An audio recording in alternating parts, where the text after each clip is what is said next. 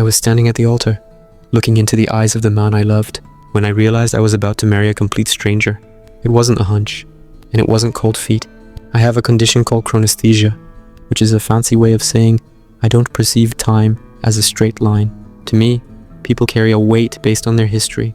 Most people feel like a light breeze, a collection of small, unimportant moments. But when I met Elias, he felt like a heavy, comforting anchor. I thought his weight came from a life of kindness and deep, meaningful experiences. For 3 years, I leaned on that weight. I felt safe because he felt solid. But as the priest started the ceremony, something shifted. The air around Elias began to thin. The heavy anchor I had felt for years started to evaporate until he felt as hollow as a ghost. Everyone thinks I'm lucky to have this gift, but they don't understand the isolation.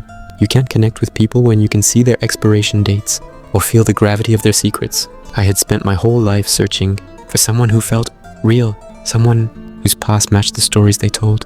Then came the first shock.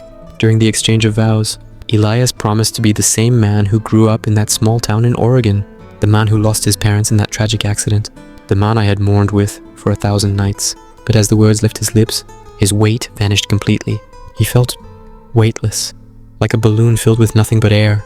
He wasn't just lying about his feelings, he was lying about his entire existence. I stopped the ceremony. The room went silent. My mother gasped, and the guests started whispering, but I couldn't hear them. I grabbed his hand, and there was nothing there. No history, no substance, just a cold, empty shell. That's when everything changed. I didn't scream, and I didn't cry. I looked him dead in the eye and asked, "Where is the man I actually met 3 years ago?" He tried to laugh it off, acting like I was having a panic attack. But then, a man stepped out from the back of the church. He was older, disheveled, and he carried a weight so heavy it made my knees weak. He looked at Elias with a mixture of pity and rage. "The man you met was an actor," the stranger said. "My son hired him to play the version of himself he thought you'd love, because the real Elias is a coward who couldn't face his own life." The Elias standing at the altar didn't even flinch. His face didn't change, because he wasn't real. He was a paid projection. The real Elias had been watching from the back the entire time, too afraid to be seen for who he truly was. I walked away from the altar, and I didn't look back. I realized that some people spend their whole lives building a heavy mask, just to hide how light they really are.